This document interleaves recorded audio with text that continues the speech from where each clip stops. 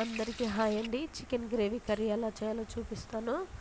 Oil పోసి ఒక గిన్నెలో కొంచెం ఆయిల్ వేడైన తర్వాత జీలకర్ర, ఉల్లిపాయలు బాగా వేగిన తర్వాత కొంచెం పసుపు, అల్లం పేస్ట్ వేసి వేగనివ్వాలి. రెండు వేగిన తర్వాత కొంచెం కొత్తిమీర కూడా వేసి వేగనివ్వాలి. వేగిన తర్వాత చికెన్ని వాష్ చేసిన చికెన్ని కూడా దీంట్లో వేసి బాగా ఆయిల్లో వేగనివ్వాలి.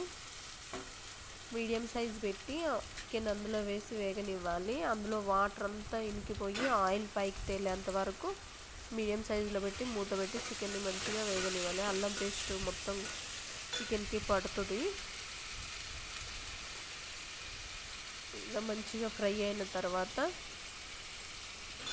టైం పడుతుంది. హైలో అయితే ఫాస్ట్గా అవుతుంది కానీ అంత టేస్టీగా ఉండదు. ఇలా సిమ్లో పెట్టి చేయటం వల్ల కొంచెం టైం ఎక్కువ పట్టిన చికెన్ కానీ మటన్ కానీ మంచి టేస్టీగా ఉంటుంది కర్రీ. అందుకని నేను సిమ్లో పెట్టే ఎక్కువ చేస్తాను వంట. చాలా టేస్టీగా ఉంటుంది. ఇలా కొంచెం ఆయిల్ పైకి తేలుతూ ఉన్నది అంటే చికెన్ మొత్తం కుక్ అయినట్లే.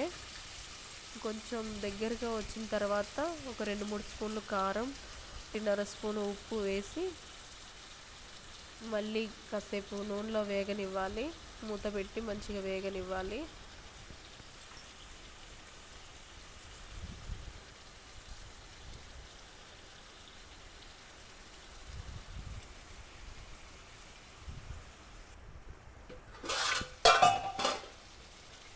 మూత పెట్టి మధ్య మధ్యలో చెక్ చేసుకుంటూ ఉండాలి.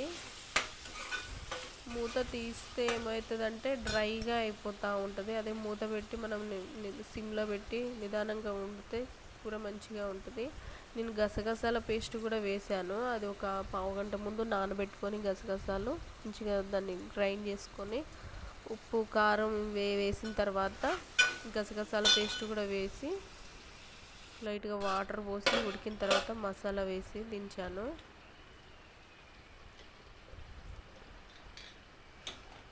చాలా టేస్టీగా చిక్కగా బాగుంటుంది. గసగసాల పేస్ట్ వేసి చూడండి, మీరు కూడా టేస్ట్ నచ్చుతుంది. చికెన్ అంటే మరి పలుచగా కాకుండా కొంచెం థిక్నెస్తో బాగుంటుంది. టేస్ట్ కూడా చాలా బాగుంటుంది. అంతేనండి, చికెన్ గ్రేవీ కర్రీ రెడీ అయిందండి. మీకు నచ్చినట్లయితే లైక్ చేయండి, షేర్ చేయండి, సబ్స్క్రైబ్ చేయండి.